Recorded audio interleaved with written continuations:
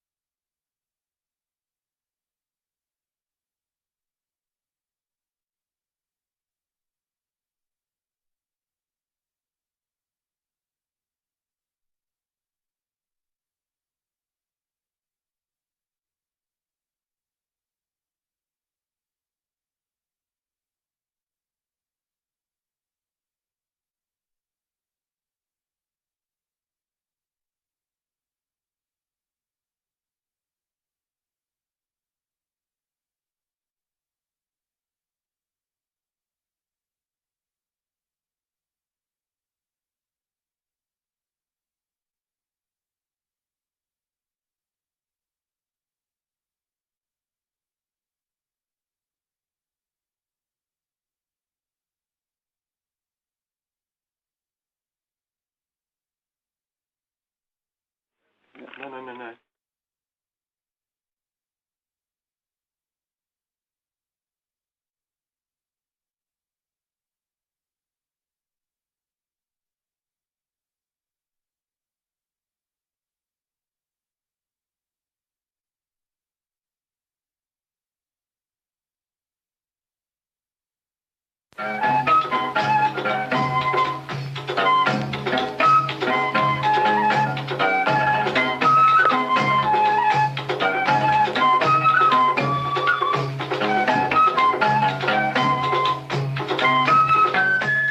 halkani waa BBC London oo idinkaga imaanaysa mowjadaha gaagaaban efemiyada magaalooyinka qaar telefoonka gacanta iyo internetka bbcsomali.com waa shantii galabnimo Afrikada Bari kulanti wanaagsan dhammaantiinba Axmed Cabdi Nuur ayaan ahay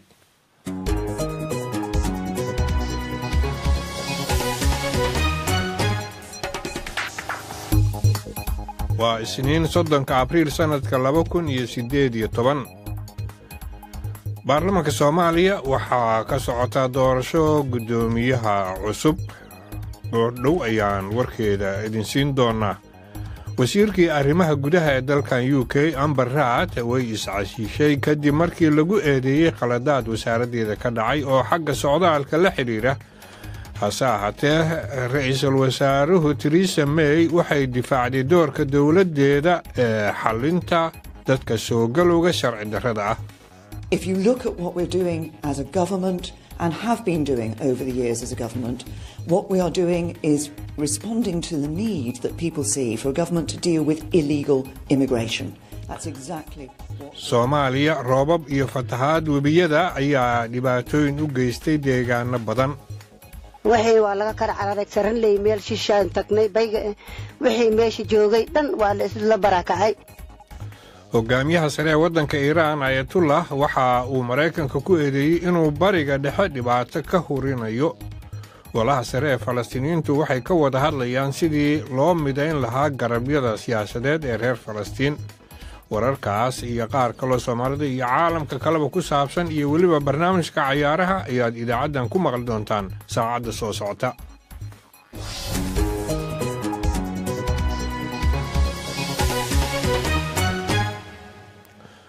cabdixaafid cawil ismaaciil ayaa noo soo diyaariyey marka horese wararka caalamka ee BBC-da waxaa u diyaarah Bashiir Maxamed Caato istuudiyaheena Nairobi. Bashiir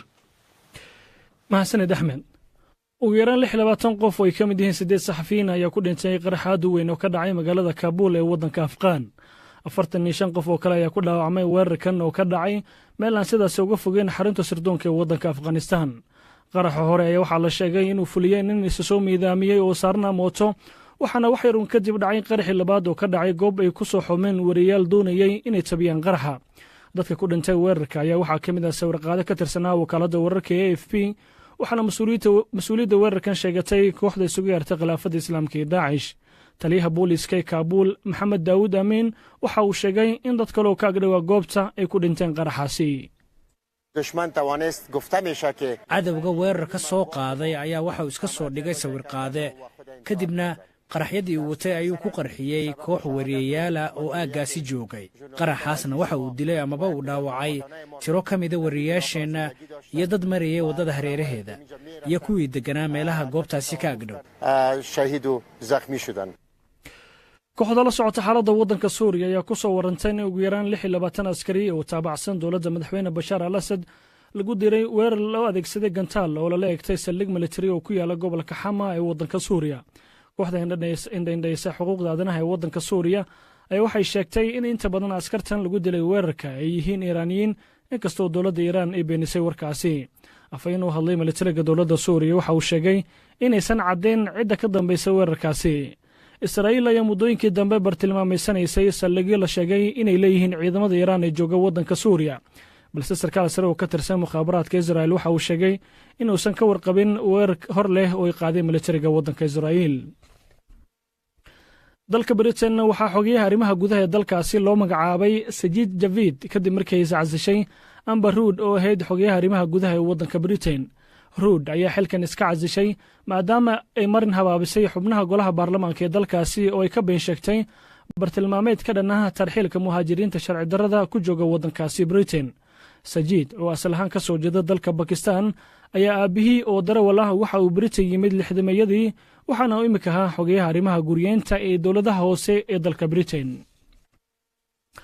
saraakiil ka tirsan qaramada midoobey oo baaraya dhibaatada haysata qaxootiga rohinja ayaa u safray waddanka manyamaar si ay ula kulmaan hogaamiyaha dalkaasi Aung San Suu Kyi saraakiishan ayaa lagu wadaa inay kala hadlaan madaxda dalkaasi sidii loo ogolaan lahaa loona damaanad qaadi lahaa qaxootiga rohinja inay dib ugu laabtaan dalkooda in ka badan 700,000 oo muslimiinta rohinja ayaa u qaxay waddanka bangaladesh tan iyo bishii agast ee sanadkeena soo dhaafnay kadib markii militariga waddankaasi ay bilaabeen dagaal lagu tilmaamay isirsafayn ka dhan ah muslimiinta rohinja hogaamiyaha myanmar Aung San Suu Kyi ayaa aad loogu dhaliilay wax ka qabasho la'aanta tacdiida ka dhan ah muslimiinta rohinja ugu dambeynna boqolaal muhaajiriin ah oo ka yimid bartamaha Latin America doonayeyna inay gudaha u galaan waddanka Maraykanka ayaa laga hor istaagay dadkan oo muddo saacadaha safaf dhaadheer ku jiray ayaa ka soo tallaabay xadka Maraykanka uu la wadaago waddanka Mexico waxaana mas-uuliyiinta qaabilsan dhanka socdaalka ee dalka Maraykanka ay sheegeen inaysan suurtagal ahayn in magangelyo siyaasadeed laga siiyo dadkan magaalada San Diego maadaama ay yiraahdeen halkaasi ay buux dhaaftay ilaa iyo hadda ma caddo in dadkan la siin doono magangelyo iyo in kale xaaladda dadkan oo noqotay mid aad looga hadalhayo gudaha waddanka Maraykanka ayaa waxaa ka hadlay madaxweynaha waddanka Maraykanka Donald Trump oo dadkan ku tilmaamay inay yihiin kuwo khatar ku ah ammaanka waddanka Maraykanka Axmed aad iyo aad ayaad u mahadsan tahay bashiir caato ayaa warkaasi ka soo jeedinayay istuudiyaheena Nairobi u diyaargarooba qaybaha kale ee barnaamijka haddii aan ku bilaabo magaalada muqdisho waxaa ka socota doorashada guddoomiyaha aqalka hoose ee baarlamaanka Soomaaliya waxaa jagadaasi tartan ugu jiray ilaa 10 qof iyo ka badan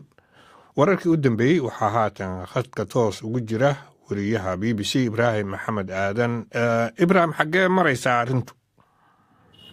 axmed idaacadda markii aan soo galaynay ayaa gudoomiye ku-xigeenka koowaad ee baarlamaanka waxa uu ku dhawaaqay natiijada codaynta wareeggii labaad oo ahaa wareeggii ugu dambeeyey oo ay ku tartamayeen maxamed mursal sheekh cabdiraxmaan iyo ibraahim isaaq yarow waxaana natiijada kama dambaysta ah ee gudoomiye ku-xigeenka koowaad uu ku dhawaaqay ay noqotay in maxamed mursal sheekh cabdiraxmaan uu noqdo gudoomiyaha cusub ee golaha shacabka ee baarlamaanka federaalka isagoo helay codadkii la tiriyey 147 cod halka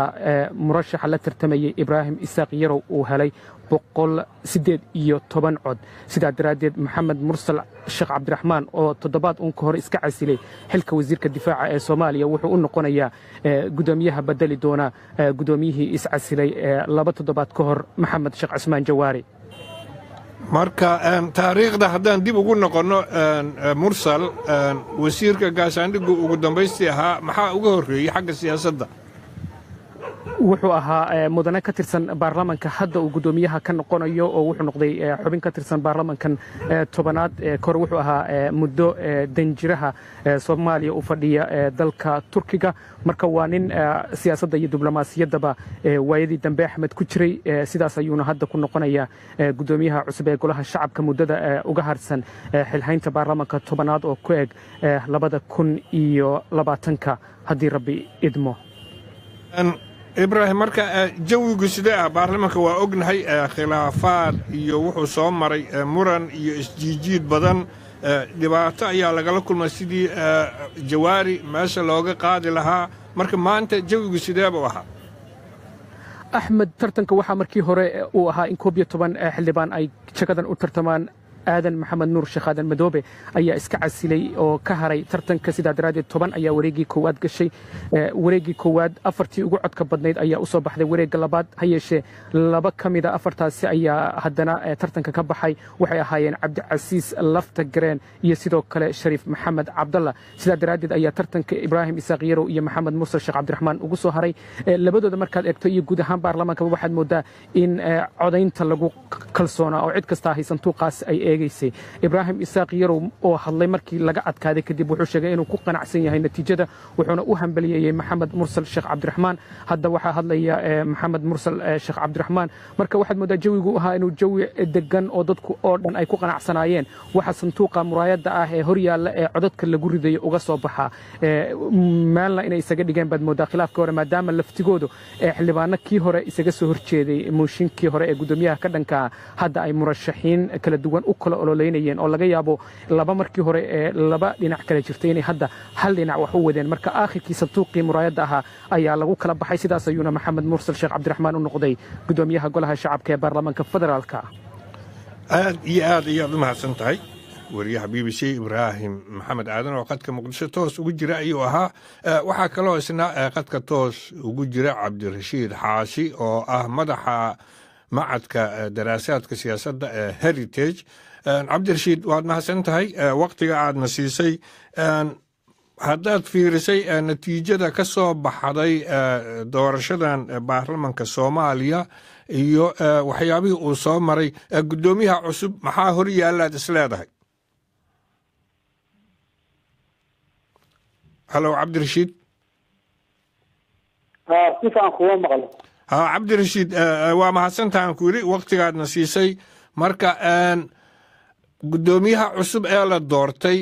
howlaha ugu culus ee hor yaalla maxaad ka xusi kartaa wallaahi guddoomiyaha cusub waxa ugu hortiisa yaalla waxaa ugu horeeya baarlamaankan oo hadda intii xogaa bilood ama 3 bilood ah shaqo la'aan iyo heri badan ku dhex jiray inuu isku aruuriyo oo ayaga sugaayo inay ka shaqeeyaan inuu kaalinta ka qaato in dhamaystirka dastuurka ay dardargeliyaan in shaqa loo soo jeesto hadda dowladdan oo baarlamaanku ka mid yahay 2 sano 4 sano haystay sanad iyo barba hadda dhammaaday 2 sano iyo barka hartay ay dardargeliyaan shaqooyin kala duwan oo la xisaabtanka dowladda leh hirgelinta shuruucda leh dadka ka yimaadeen iyo hadda qaarkood fatahaado iyo culaysyo haystaan ka warqabkoodii iyo maaragtay dowladoodii ah shaqadii laga rabay xildhibaanada iyo guud ahaan hay-addan ayaa u taalla oo hadda muddo dayacanayd waxaan isleeyahayna maxamed maadaama uu wasiir hore ahaa waqtiyadii hore oo ilaa 2009 haddana uu maaragtay wasiirna ahaa xildhibaanna ahaa iyo codku hay inuu hawshaas inuu gudagalo inuu sugayso uuna maaragtay waa nin degan oo aan isleeyahay waxbaa dhaqaajin karaa waayahay markaad fiiriso marka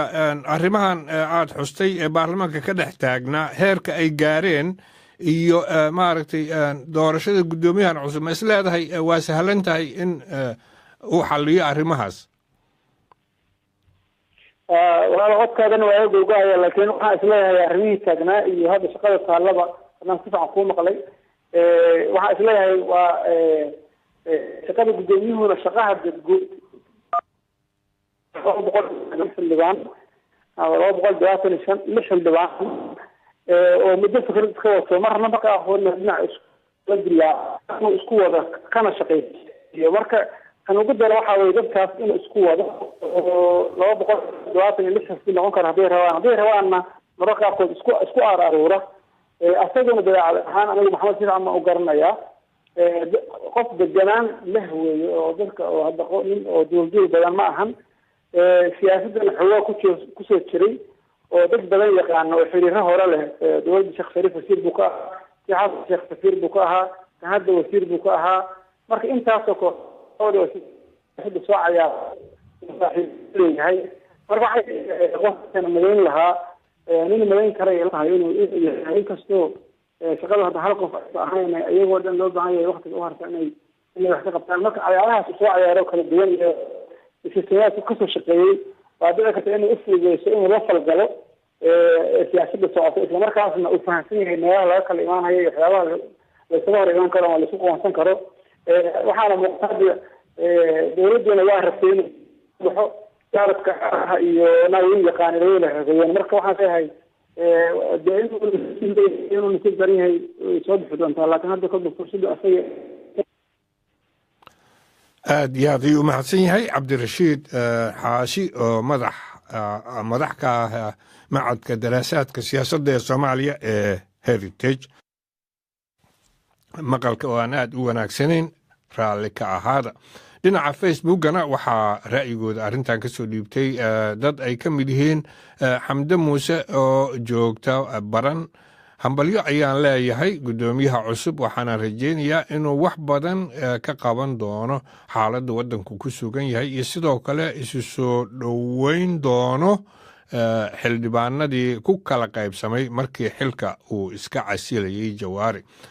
waa tahay waxaa kaloosna ra'yigiisa soo dhiibtay cabdinuur axmed oo wuxuu joogaa burtinleh waxaan soo dhoweynayaa ayuu yiri guddoomiyaha cusub ee golaha shacabka soomaaliya maxamed mursal cabdiraxmaan waxaan rajaynayaa inuu ilaahayna uga baryaa inuu xilkaas ku asturo waxaana rajaynayaa inuu wax badan ka bedeli doono golaha wakiilada iyo guud ahaan soomaaliya oo dhan kuwaasina waxay ahaayeen dhegeystayaasha qaarkood ra'yigooda ka soo dhiibtay doorashada guddoomiyaha cusub ee soomaaliya maanta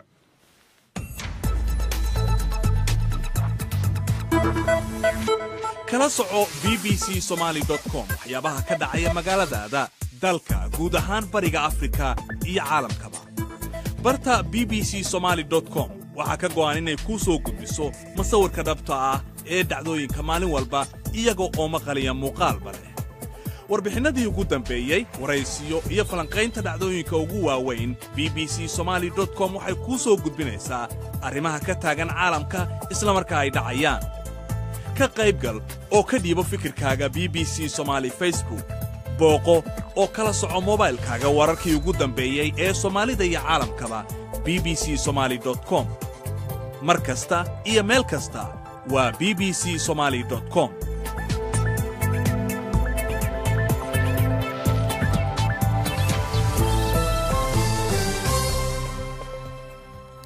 warar kale oo Soomaalida ku saabsan ayaan mar dhow maqli doonaa haddase ra'iisul wasaaraha dalkan Britain Theresa May waxay si dhaqso u magacowday xogeeyaha arrimaha gudaha ee waddankan oo ah Sajid Javid oo noqonaya qofkii ugu horeeyay ee ka soo jeeda qowmiyadaha laga tiro badan yahay qabta jagada xogeeyaha arrimaha gudaha ee waddankan kadib markii ay iscaasishay haweenaydii jagadaas haysay Amber Rudd ninkan waxaa dhalay darawal bas ku shaqayn jiray oo ka yimid waddanka Pakistan sannadihii 1960meeyadii waxaana uu sheegay inuu dib u eegi doono siyaasadda socdaalka si loo hubiyo inay tahay mid xaq ah iyo in dadka si sharaf iyo xushmad leh loola dhaqmo waa tahay ra'iisul wasaaruhu waxay lumisay 4 wasiir oo waaweyn muddo 6 bilood gudahooda arrintan waxaa la socday cabdixaafid cawl ismaaciil haatan stuudio la fadhiya cabdixaafid markii la dooranayay Theresa May inkastoo doorashadii aqlabiyaddii ay raadinaysay ay weyday haddana ballanqaadkeedu wuxuu ahaa dowlad adag inay dhisayso oo maaragtay xoog badan si fiican marka haddii 6 bilood 4 wasiiro oo muhiim ah ay ka baxeen dowlad adag ma hayso Soomaaliya yes saas sagtay Axmed dowladda iminka Theresa May ay haysaa waxaad moodaa inay liiqanayso waayo sidii ay ku ballan qaaday uma ay suurto gelin in iminka wasiirkii arrimaha gudahana uu iscasilo arrintaasna waxa ay ku tahay arrin xun sidii ay rabtay waxa kaloo Axmed muuqata in iminka iyada Theresa May lafteedii lagu soo jeesanayo oo la leeyahay maxaad ka ogeyd dambiyadan ay isku casishay gabadhani goorma ayaad ogaatay taa lafteedu dhibaato ayay ku noqonaysaa iyadii baaba qiirqiir iminka inay gasho laga yaabaa sidii aad sheegtay ninkan Sajid Javid waxa uu ka soo jeedaa jaaliyadda Bakistaanta oo aynu ognahay in dalkan Britain ay yihiin jaaliyadaha laga tirada badan yahay kuwa ugu tirada badan waa uu hadlay dabcan aabihii bas ayuu wada jiray isagu waxa uu iminka sheegay in ay tahay waxa ugu horeeya ee uu qabanayo ee uu xoogga saaraya in uu ilaaliyo sharafta dadka oo dadka si aan cunsurnimo ku jirin loola dhaqmo waa dabcan su'aalo ayaa la weydiinaya waa lala kulmayaa Theresa May markii la weydiiyey mas-uuliyadda haweeneydan u ahayd xoghayaha arrimaha dibadda gudaha idhaahdee arrimaha gudaha jawaab cad kamay bixin xilligay ogaatay jawaab cad kamay bixin dabcan isbeddelka ayay sheegtay 11kii ayay ku dhawaaqday gabadhan inay iscasilayso markaas xaaladdu waxaa laga yaabaa in gabadhan iscasishay ay kaga xumaatay Theresa May waa tahay waxaa kaloo jirta marka arrintan dowladda Theresa May waa liiqliiqanaysa aad tiri waxaa sabab u ah ugu weyn arrinta ka bixitaanka midowga Yurub gabadhan meesha ka baxday waxay ka mid ahayd dadka in laga sii mid ahaado midowga Yurub qabtay doonaysay si fiican qolooyinkii kale ee in laga baxana waa kuwii codka helay marka ninkan hadda la keenay Sajid Javid qudhiisu wuxuu ka mid ahaa garabkan in la joogo oo Yurub lagu sii jiro rabay marka waa miisaankaas waa la eegay bay ila tahay weli dabcan waxay doonaysaa in ay qof dhinacooda raacsanaa oo in laga baxo Yurub ay ku bedesho waxay ka doorbiday nin ay isku siyaasad ka yihiin gabadha meesha ka baxday wasiiradda arrimaha gudaha oo fikrad la ah mowqifka Yurub inay keento laakiin taasoo keliya Cabdinuur Axmedow u malayn maayo in ay arrinta ay ka dabcinayso halka ay imika wax marayaan arrimaha socdaalkan ba laga bixi karin ayaanba laga bixi karin hay dhibaatadina weli way taagan tahay ay gabadhan isku casishay aad iyo aad ayaad u mahadsan tahay wararka Soomaalida ayaan ku noqonayaa markaan xilli roobaadka guga ayaa si weyn uga da'aya wadamada gobolka Afrikada Bari Soomaaliya roobkan waxa uu keenay fatahaado dhaliyay khasaare ballaaran magaalada Baardheere ayaa ka mid ah meelaha xitaa beerihii ay biyo qaadeen dalagii ku yiilna uu baaba'ay qaar ka mid ah dadka deegaanka ayaa ka hadlaya dareenkooda fatahaadan aniga Farxiye Cabdi baa la yiraahdaa waxaan deganahay haanta qadarjiis agteedo xanaanadii digaagii anagii oo ku barakacnay biyihii ay noo geysteen dhib xoog leh oo guryihii iyo wixii beel oo la haystay raashimihii wixii oo dhan laga tagay ilmihii iyo waayeelada gacanta laga qabsado hadda tuurana bayga kormari annaga waxaan ka koobanahay maalad ahaan 11 qoys aan ku deganeen dadkii macal waalidkayga iyo wixii oo dhan baa aniga gacantaan ku dhigay annaga 21 qof baan nahnay 15 beri maanta noo annaga intaan doorka tuurano bacaha dhisanay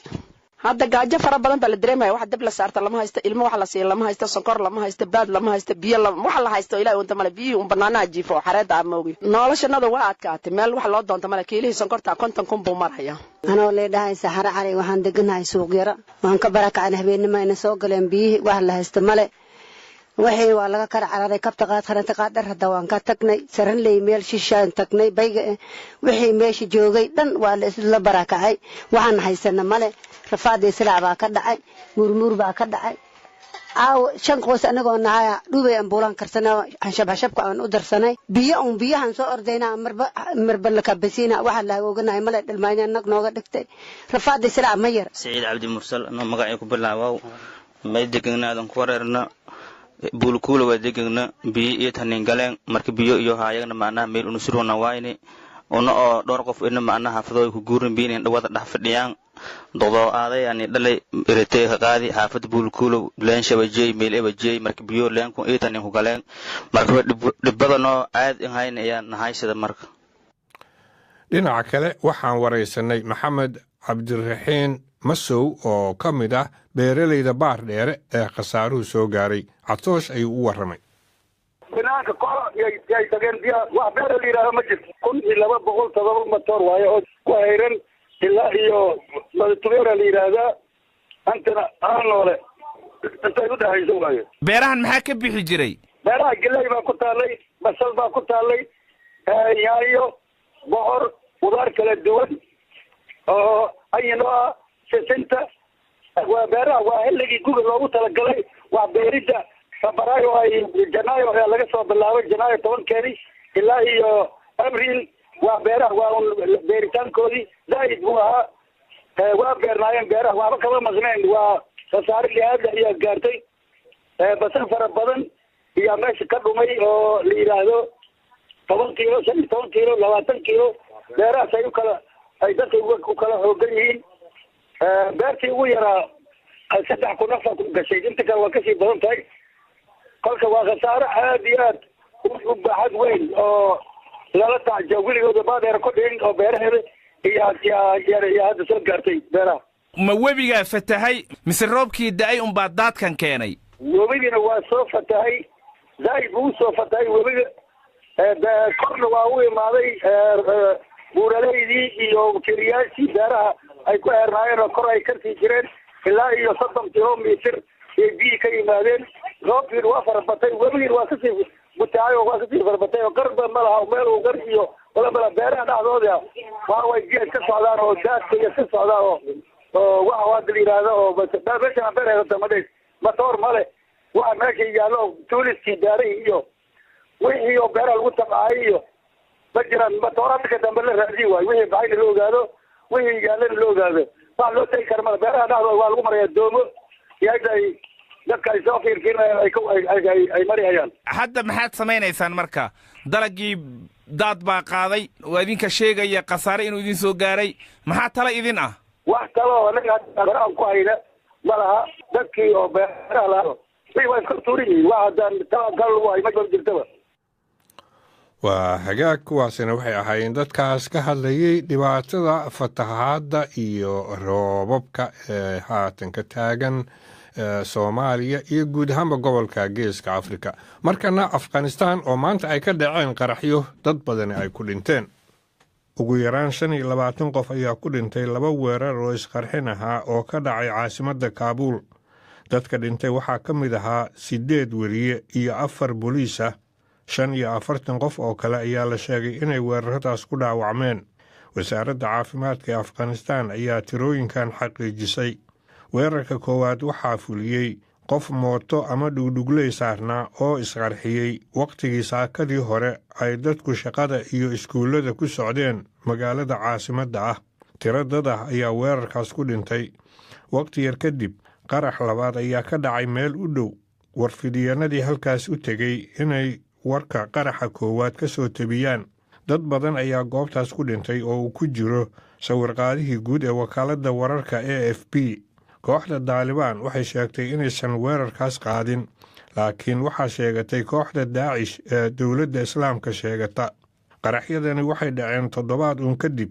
markii la qarxiyey goob laga diiwaan gelinayay dadka codkooda ka dhiiban doona doorasho dalkaas ka dhici doonta dabayaaqada sanadkan ee magaalada Kaabul Talibanka reer Afghanistan waxay toddobaadkii hore ku dhawaaqeen inay qaadayaan weeraradii caadi ahaan ay soo qaadi jireen xilliga guga wixii markaas ka dambeeyeyna dagaallo culus ayaa ka dhacay deegaano badan oo dalka ka mid ah waa tahay weli warar Soomaalida ku saabsan iyo qodob aan u maleynayo inuu xiisa idin yeelan doono oo ka duwan wararkan adag ayaa inoo soo socda haddase guddiga isugu yeera awoodda sare ee Falastiiniyiinta ayaa markii ugu horeysay kulan yeelanaya golaha Falastiiniyiinta ayaa waxay ku shirayaan magaalada Ramallah laakiin iska horimaad dhexdooda ka jira ayaa laga yaabaa inuu saameeyo fariinta ay doonayaan in kulankan ay ka soo baxdo oo ah midnimo wariyahayaga arrimaha bariga dhexe tom bateman ayaa warbixintan noo soo diray. waxaa soo jeedinaya cabdixaafid cawil ismaaciil. ururkan waxaa xubno ka ahaa dad ka badan 700 oo qof, waana guddida sare ee go'aamada u qaadata xisbiga PLO ee caalamku u aqoonsan yahay inay matalaan dadka falastiiniyiinta ah. madaxweynaha falastiin maxamuud cabbaas oo la filayo inuu caawa khudbad ka jeediyo kulankan ay leeyihiin xubnahani ayaa looga gol leeyahay inay muujiyaan inay midaysan yihiin kadib go'aankii uu maraykanku ku qaatay inuu caasimadda israa'iil u wareejiyo magaalada qudus. go'aankaasi ayaa falastiiniyiintu aad uga qayliyeen. dhinaca kale waxaa khudbadda maxamuud cabbaas ay u muuqataa inuu 83 jirkani ku muujinayo awooddiisa iyadoo ururku dooranayo xubno ka mid noqda hoggaanka cusub. waxaa shirkan kor heehaabaya kala qaybsanaan ka jirta falastiiniyiinta dhexdeeda. garabka hubaysan ee xamaas ee maamula gacanka qasa ayaan lagu casuumin shirkan, iyadoo ay jiraan ururo kale oo iyaguna diiday inay ka soo qayb galaan. cabdixaafid aad ayuu u mahadsan yahay. haatanna istuudiyaha ayuu ugala sugan yahay. sheekadii aan idiin sheegayey ayaan hadda u gelaynaa. waxa ay ku saabsan tahay waalidiin ugu da' weyn dalkan Britain ayaa hay-adaha daryeelka bulshada waxay ka qaateen canug yar oo ay dhaleen,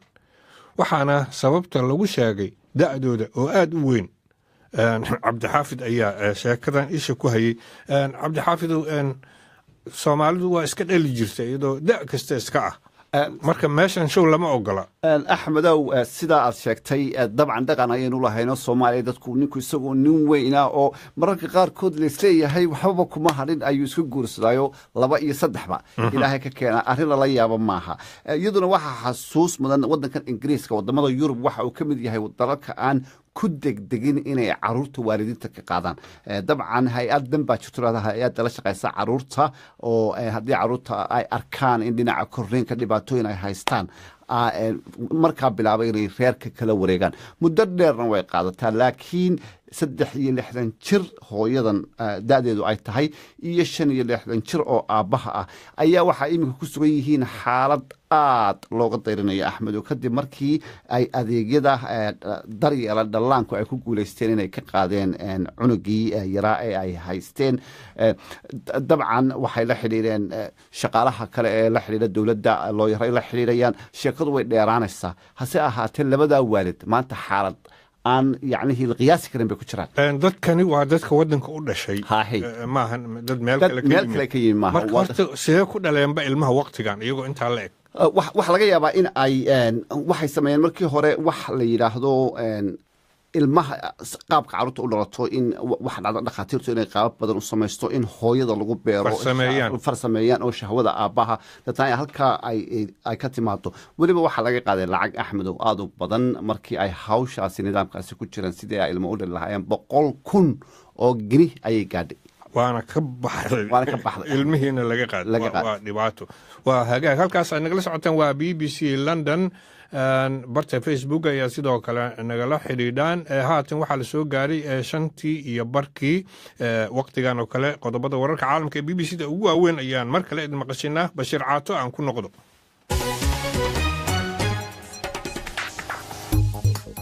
wasiirkii hore ee wasaaradda gaashaandhigga ee Soomaaliya Maxamed Mursal ayaa loo doortay inuu noqday gudoomiyaha cusub ee baarlamaanka Soomaaliya. waxa uu helay 147 cod, halka musharaxii kula tartamayay wareegga labaad Ibraahim Isaaq Yarow uu isna helay 118 cod. gudoomiyihii hore ee baarlamaanka Soomaaliya Maxamed Sheekh Cusmaan Jawaari ayaa iska casilay xilkaasi kadib markii baarlamaanka Soomaaliya hareeyay khilaaf ku saabsan mooshinka ka dhangaha Jawaari. ugu yaraan 26 qof oo ay ka mid yihiin 8 saxafiyiin ayaa ku dhintay qarax aad u weyn oo ka dhacay magaalada Kaabul ee waddanka Afghanistan. 45 qof oo kale ayaa ku dhaawacmay weerarkan oo ka dhacay meel aan sidaas uga fogeyn xarunta sirdoonka ee waddankaasi. qarax hore ayaa waxaa la sheegay inuu fuliyey nin isa soo miidaamiyey oo saarnaa mooto, waxaana wax yaruun kadib dhacay qarax labaad oo ka dhacay goob ay ku soo xoomeen wariyaal doonayay inay jabiyaan qaraxa. dadka ku dhintay weerarkaasina waxaa ka mid ah sawirqaade ka tirsanaa wakaaladda wararka AFP, waxaana mas-uuliyadda weerarkaasi sheegatay kooxda isugu yeerta khilaafada islaamka ee Daacish. kooxda la socota xaaladda dalka Suuriya ee ku soo warantay in ugu yaraan 26 askari oo taabacsan dowladda madaxweyne Bashaar al-Assad lagu dilay weerar loo adeegsaday gantaal oo lala egtay saldhig militari oo ku yaala gobolka Xama ee waddanka Suuriya. kooxda indhaysa xuquuqda aadanaha ee waddanka Suuriya ayaa sheegtay in inta badan askartan lagu dilay weerarka ay yihiin Iiraaniyiin, inkastoo dowladda Iiraan ay beenisay warkaasi.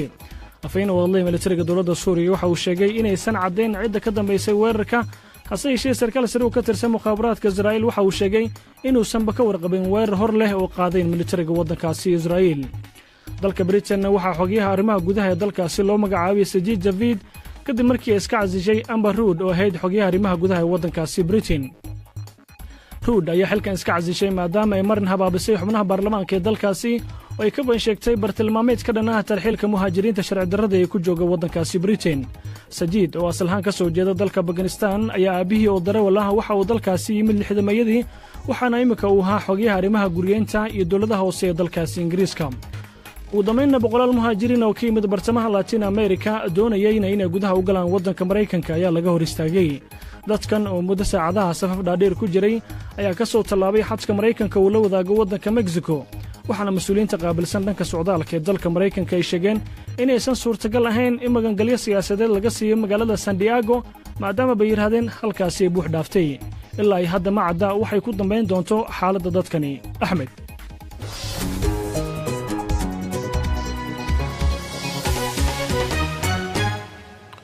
bashiir aad ayuu u mahadsan yahay haddii aan halkaas ka sii socdo hogaamiyaha sare ee waddanka Iiraan Ayatollah Khamenei waxa uu Maraykanka ku eedeeyey inuu isku dayayo inuu gobolka bariga dhexe dhibaato ka horiyo waxa uu ka jawaabayay hadallo uu jeediyey xogeyaha cusub ee arrimaha dibadda Maraykanka Mike Pompeo oo sheegay inuu aad uga walacsan yahay wax uu ugu yeeray qalalaasaha Iiraan gobolka ka wado iyo dhaqdhaqaaqyo guracan ee gobolkaasi ay ka fulinayso wariyahayaga bariga dhexe Alan Johnston ayaa warkan soo diray waa kan Mucaawiye Maxamed Buraale Ayatollah Khamenei ayaa sheegay in Amerikaanku ay ajnabi ka ahaayeen bariga dhexe ayna tahay inay isaga baxaan waxa uu sheegay inay isku dayeen inay Sacuudiga ku garabsiyaan inuu ka soo horjeesto Iiraan iyagoo isku dayaya sidoo hadalku dhigay inay muslimiinta isku diraan Sacuudiga Iiraan ayaa ku hardamayay awoodda gobolka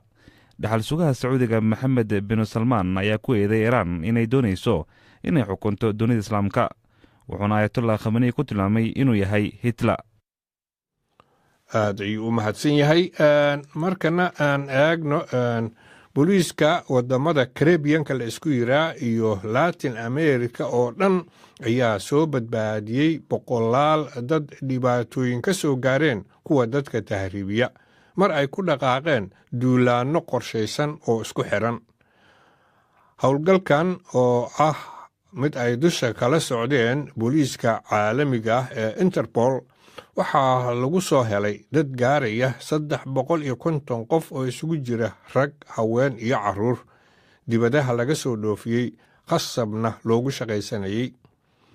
tafaasiisha waxaa soo dirtay Electra Naismith Faadmo Macalin ayaa soo jeedinaysa dhibanayaasha ayaa laga helay 13 dal oo ay ku jiraan Brazil iyo Venezuela waxaa lagu arkay iyagoo ka shaqaynaya goobaha habeenkii lagu caweeyo warshado beero iyo goobaha macdanta laga qodo xaaladda ka jirta Guyana ayaa la sheegay inay ahayd mid aad u daran baarayaasha halkaasi ku sugan ayaa soo badbaadiyay haween dhalinyaro ah oo lagu qasbay inay jirkooda ka ganacsadaan meel u dhow goobo dahabka laga qodo dhibanayaasha ayaa alaaba laga qaadan jiray lacago iyo baasaboorada si ay xorriyadooda u helaan qaar baa ka shaqaynayay qolal aad u yar oo aan ka weynayn naxashta meydka lagu qaado booliiska ayaa sheegay in waxa laga yeeli doono dhammaan dadka la soo badbaadiyey ay ku xiran tahay halka ay ku sugan yihiin iyo dhaqaalaha loo hayo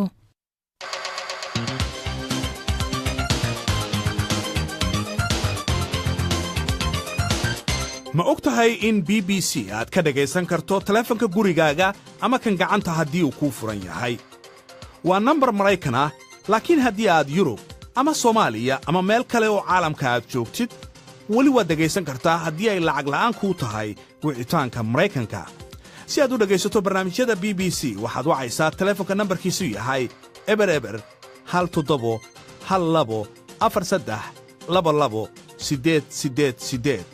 aan ku celiyo eber 17 ka dhegayso barnaamijyada BBC taleefankaaga meel walba oo aad dunida ka joogtid sharoobada qufaca ee koodhiin loo yaqaan ayaa dhibaato ba'an ku haysa malaayiin dhallinyaro reer Nigeria ah oo iyagu isticmaala. hase ahaatee waxaa la isweydiinayaa sida warshadaha sharoobadaasi sameeya ay gacanta ugu galeen dadka daroogada ka ganacsada oo ka iibiya kuwa isticmaala ee waddooyinka ku sugan. baaritaan dahasoon oo gaar ah oo BBC ay samaysay lana yidhaahdo Africa Eye ayaa daboolka ka qaaday in qaar ka mid ah warshadaha daawada ee Nigeria ay ku lug leeyihiin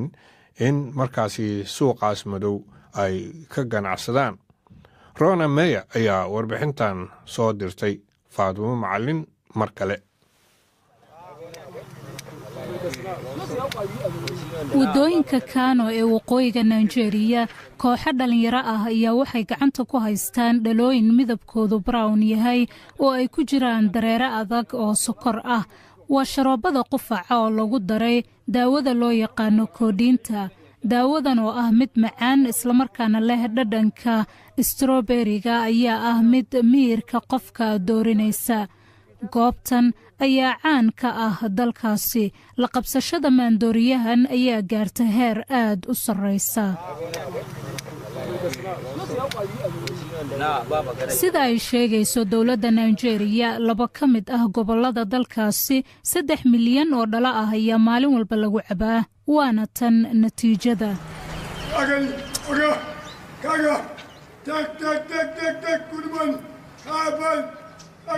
waxaan booqasho ku tegay xarun dhaqan celin ah oo ay dowladdu leedahay uuna madax ka yahay Sani Usaini. dadka isticmaala daawadan qaarkood ayaa silsilada lagu xiray iyadoo laga baqayo inay weerar qaadaan. tani waa arrin khatar ah. waxay saamaynaysaa qof walba. waxay gaaraysaa guri ka guri. haddaad moodayso inaad badqabto ma badqabtid. mid ka mid ah bukaanada oo aan la kulannay waa 16 sano jir. waxay fariin u diraysaa dhallinyarada kale. runtii waxaan ku waanin lahaa inaysan isticmaalin. haddii aysan hore u samayn waxay burburinaysaa noloshooda. waxaanu Kano u raacnay hay-adda qaranka ee sharciga daawada iyo xoojinta Nigeria oo toddobaad walba yimaada waddooyinka iyagoo ururinaya sharoobadan qufaca, balse waxay aaminsan yihiin in keliya ay waddooyinka ka ururiyaan 10% sharoobadan. inkastoo ay tani jirto, haddana ololeeyayaasha ka soo horjeeda sharoobadan qufaca ayaa ku doodaya in dowladdu aysan wax weyn ka qaban. Dr. Mairo Mandara waa qabiirad ku takhasustay caafimaadka haweenka. waxayna leedahay daawooyinkan dayaxa kama imaanayaan, kamana imaanayaan badda hoosteeda. meel unbaa lagu sameeyaa. waxaa laga soo qaadaa meel, waxaana la keenaa meel kale. ma waxaan leenahay ma doonayno inaan ogaanno. baaritaan daahsoon oo ay samaysay BBC-da ayaa ka jawaabaya su'aalahan. waxaynu muuqaal ka duubnay goobo heshiisyo sharci darro ah oo sharoobadan qufaca lagu kala iibsanayo. waa warshadda Biorojo oo ka mid ah warshadaha ugu waaweyn ee lagu sameeyo sharoobada qufaca kuna taala Ilorin oo Nigeria ka tirsan. waa wakiilka iibinta waxaana lagu magacaabaa Al-Mansuru iyo maamulaha warshadda Baba Ibeji oo doonaya inay si sharci darro ah daawada uga iibiyaan kooxdeena samaynaysa baaritaanka daahsoon.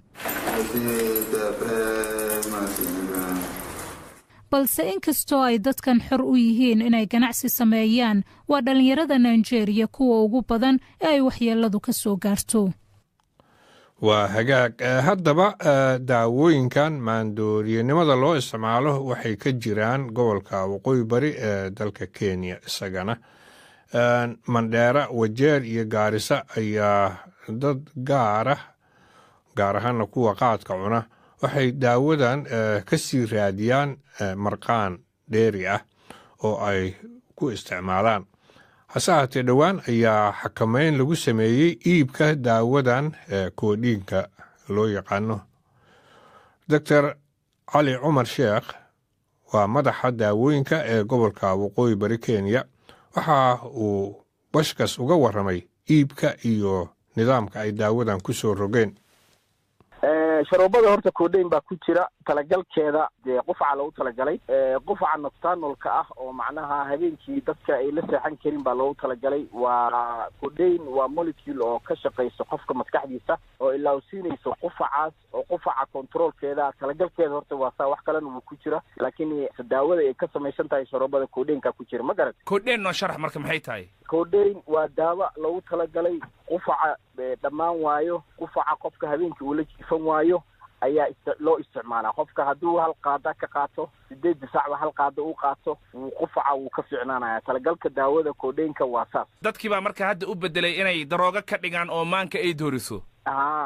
macnaha koodhaynka maxay leedahay ayada nafteeda haddii wax badan laga isticmaalo ilaan qofka qufac isticmaalaya hal qaada uu isticmaalaya laakiin qofka sharoobadoo dhan cabo mase nuskeeda cabo xoogaa muxuu iska dareemayaa mansoori ahaan ma garatay wax marqaan ahaan buu qofkii dareemayaa ma garatay waa gartay marka waa sababta ay maanka u dooriso macnaha maskaxday ka shaqaysaa ayadoo badan haddaa cabto wixii ilaan wax yaraa daawo ahaan loogu talagalay laakiin haddii aad iska badiso oo 2 iyo 4 qaada hal mar aad ka qaadato xoogaa maxaad dareemaysaa marqaan yar mirqaan ama istiin hadba sida loo yaqaano waa gartay dhalinta macnaha jaadka cunaan ayaa isticmaala ayagoo jaadki ku darayaan ayagoo istiinka raadinayaan ayagoo darooga raadinayaan darooga ahaan u isticmaalayaan ma garat daawada over the counter baa la yidhahaa oo qofka farmashiga hadduu tago isii wuu dhihi karaa oo wuu qaadan karaa ma garatay wadamo fara badan masaasay ka ahayd macnaha daawada qofka uu u baahnayn prescription marka idinka haddaad tihiin qolyahan farmashiyada ee dawooyinka gada ama koontaroola dawooyinka sideed oga mamnuucdeen dawadan in gobolka soomaalida ee waqooyiga bari laga joojiyo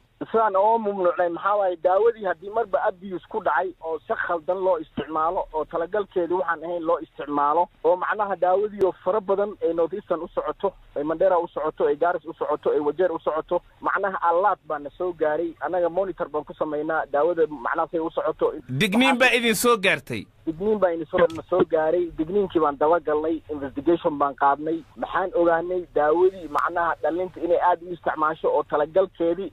ka baxsan oo dad macnaha si khaldan daawada u isticmaalayo inay isticmaalaan idinkoo ka taxadaraya marka in dawadaasi sharoobada koodhiinka la yidhaahdo darooga ahaan loo isticmaalo ayaa joojiseen in farmashiyaasha lagu iibiyo sax waayahaye dadkii loogu talagalay qufaca inay ka dawayso ahayd sow dhib kama soo gaarayo haddaad dawadii joojiseen in la iibiyo daawadii horta joojitaan completely ma aha schedule-kan ka bedelnay daawadii maxaan ka bedelnay qof iska socda in la siiyo oo daawadii takhtar waraaq uu soo qoray bes lagu baxsho oo control laga dhigo waa hagaag catoosh ay u warramayay doctor cali markana waa cayaaraha xulka tanzaniya ayaa ku guulaystay koobka sekaafa ee bariga iyo bartamaha dhexe afrika kadib markii ay soomaaliya kaga adkaatay 2-1 ugu yaraan 30 daqiiqo ayaa la joojiyey ciyaarta oo sababay roob da'ayay tanzaniya ayaa helay goolkoodii koowaad daqiiqadii 25aad iyagoo kaga faa'iidaystay daafaca soomaaliya xidigaha soomaaliya ayaa soo bandhigay ciyaar wanaagsan iyagoo oo raadinayay gool ay ku soo barbareeyaan ciyaarta waxayna dhaliyeen goolal balse waxaa looga diiday offside markii la isku soo laabtay waa qaybtii labaad ee ciyaarta xulka soomaaliya waxay adkeeyeen dhanka weerarka oo u muuqatay mid dhibaataynaysa xulka tanzaniya waxay tanzaniya mar kale heshay goolka labaad iyagoo ciyaarta ka soo dhigay 2-0 daqiiqadu markay maraysay 79 xulka soomaaliya waxa uu muuqatay in ay gool soo celisay kadib markii ay shabaqa kubad soo taabsiyeen balse garsooraha ayaa mar labaad ka diiday waxaa sidaasii ku dhammaatay ciyaarta finalka ee ka dhacday burundi oo u dhexaysay xulka qaranka soomaaliya iyo tanzaniya iyadoo tanzaniya ay ku guulaysatay koobka sekaafa ay u tartamayeen xidigaha da'da 17 jirka ka yar waxaa kaalinta labaad gashay soomaaliya kaalinta saddexaad waxaa gashay uganda halka kenya ay gashay kaalinta afraad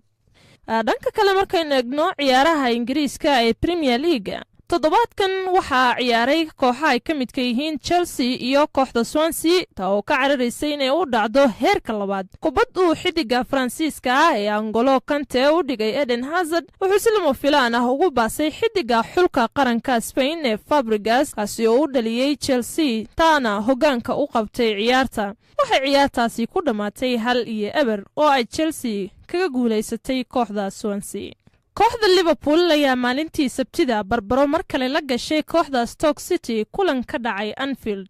labada kooxoodba ayaa ku fashilmay in ay soo taabtaan shabaqa labadii qaybood ee ciyaarta kooxda Jurgen Klopp ayaa ka cabsi qabaan inay waayaan kaalinta saddexaad iyaga oo tartan adag kala kulmaya kooxda Tottenham oo caawa la ciyaari doonto kooxda Watford kooxda hanatay horyaalka Premier League ee Manchester City ayaa shalay 4-1 ku xasuuqday kooxda West Ham tababaraha kooxda ee Pep Guardiola ayaa waxa uu sheegay inuu aad ugu faraxsan yahay tirada goolalka iyo dhibcahaba waxaanu doonaynay inaanu guulaysano si aan u dheeraysano dhibcaha oo aan dhigno rikoor cusub marka aan isbuuca dambe qaadno koobka ayuu yiri Guardiola Manchester City ayaa kulanka si xoog leh ku bilaabatay daqiiqadii 13aad goolka koowaad ayaa u dhaliyay xidiga garabka ugu ciyaara ee Leroy Sané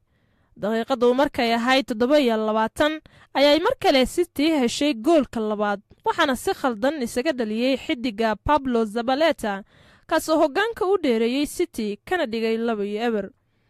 kooxda West Ham ayaa soo cishatay gool daqiiqadii 42 oo u dhaliyay xidiga daafaca ugu ciyaara ee Aaron Cresswell City ayayna ku sii dheeraan inay hesho goolka saddexaad isagoo u dhaliyay xidiga ee Gabriel Jesus oo daqiiqadii 53 shabaqa soo taabtay waxay Citizens daqiiqadii 64 ee heshay goolka afraad iyaga oo goolkaasi u dhaliyay xidiga khadka dhexe ugu ciyaara ee Fernandinho kaasoo ciyaarta ka dhigay 4-1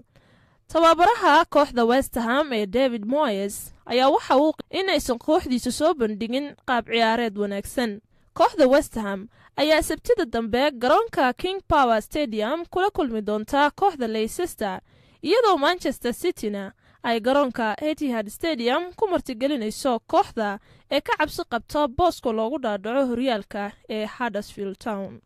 isla ciyaaraha Premier League aynu ku guda jirnaa kooxda Manchester United ayaa shalay guul ka gaartay kooxda Arsenal balse inta aysan bilaaban kulanka Manchester United iyo kooxda ka dhisan waqooyiga London ee Arsenal ayaa tababarihii hore ee kooxda Man United ee Sir Alex Ferguson hadiyad sharaf leh guddoonsiiyey tababaraha kooxda Arsenal ee Arsene Wenger taasi oo ahayd kulankiisii ugu dambeeyay ee Old Trafford oo uu Arsenal tababaro u ahaa Wenger ayaa lagu wadaa inuu ka tago kooxda dhammaadka xilli ciyaareedkan waxay Manchester United goolalka koobaad ee ka heshay daqiiqada markay ahayd 16 iyadoo kubad uu madaxa ku dhalin gaaray ciyaaryahankii hore ee kooxda Arsenal ee Alexis Sanchez ay birta soo tuftay kadibna isla kubaddii fursad u helay xidiga khadka dhexe ee Paul Pogba kooxda martida loo ahaa ee United ayaa markii la isku soo laabtay uu dhaawac soo gaaray weeraryahankooda ee Romelu Lukaku iyadoo daqiiqad kadib uu ka faa'iideystay Henrik Mkhitaryan isagoo boos ka helay kubadna uu la dulmaray ciyaaryahanka Victor Lindelof qaybihii ugu dambeeyay waxa ay ciyaarta ahayd mid adag oo waliba labada kooxood laga filan karay inay goolal dhaliyaan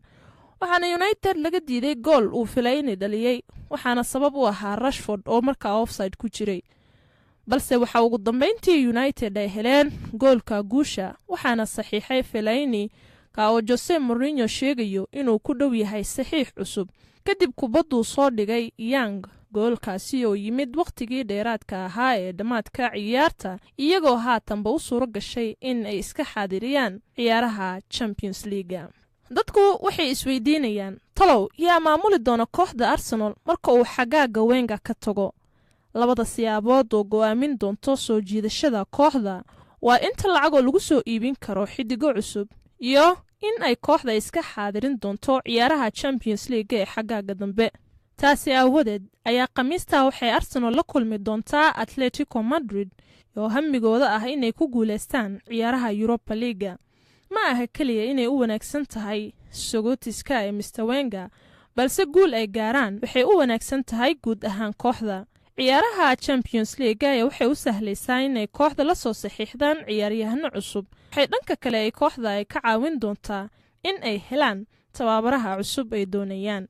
markaynu eegno ciyaaraha La Liga ee Isbaanishka kooxda Barcelona ayaa ku guuleysatay horyaalka La Ligaha kadib markii ay guul ka gaartay kooxda Deportivo La Coruna iyadoo waliba 4 kulan ay ka harsan yihiin dhammaadka xilli ciyaareedka ee laaliigaha. kooxda barcelona ayaa sidoo kale isla xagaagan ku guulaysatay koobka copa del reyga oo ay sidoo kale kaga guulaysteen kooxda sevilla bartamihii bishani abriil. tan ayaa ka dhigan in kooxda barcelona ay ku guulaysatay 2 koob xagaagani.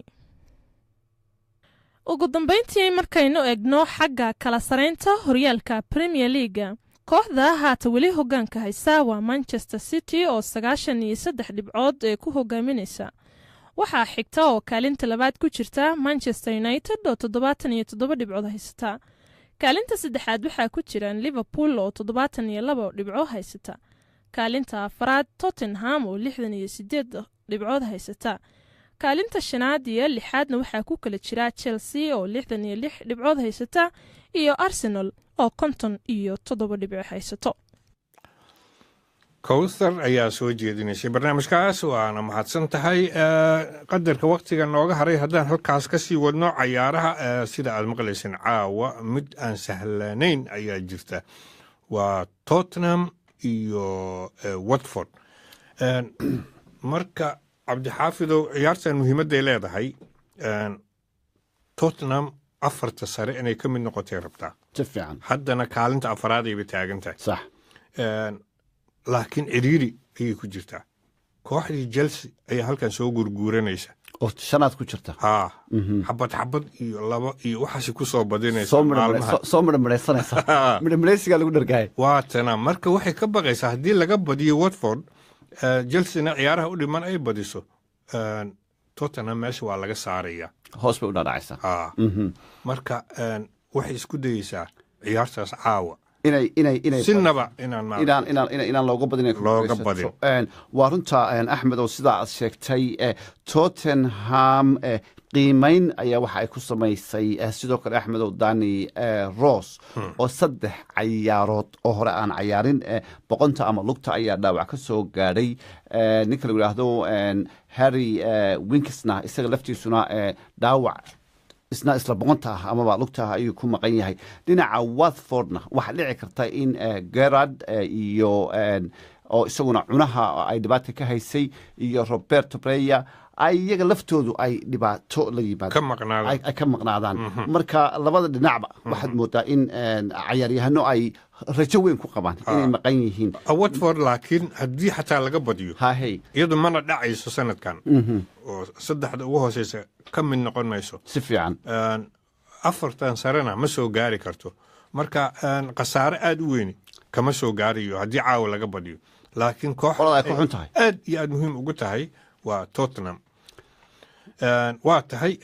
waa arki doonaa natiijadeeda, halkan ayaad kala socon doontaan. waxaa kaloo ka mid a wararka ugu waaweyn beryahan, Arsene Wenger yaa bedeli doona. laakiin dad kalaaba su-aal keenay waxay leeyihiin sida barnaamijka aan ku maqlaynay yaaba raba inay bedelaanba.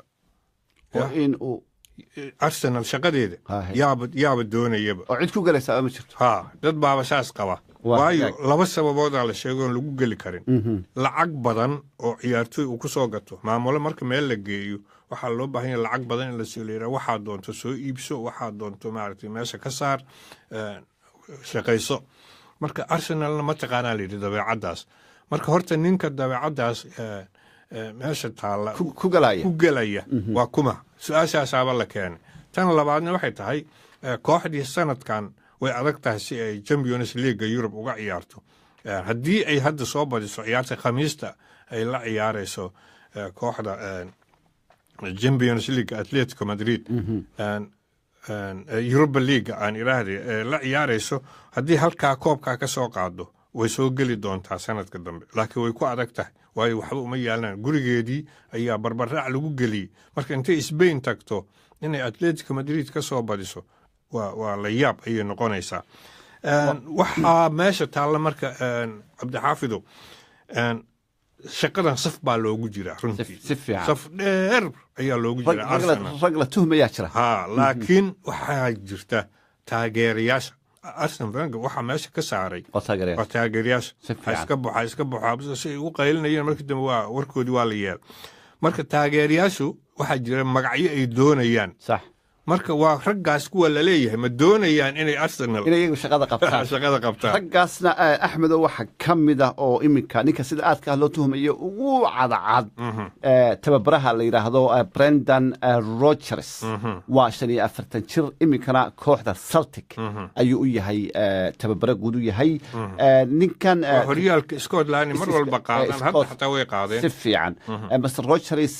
sanadkii 2014 waxa uu ku guuleysan gaaray inuu noqdo tababaraha ugu wanaagsan kadib markii uu Liverpool kooxda la yiraahdo uu aad ugu dhaweeyay markii ugu horeysay Premier League ay macnaha halkaas ay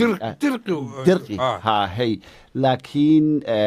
Anfield bishii tobnaad sanadkii 2015 kadib markii uu only عيار كلية مركي وكوغورستي أيي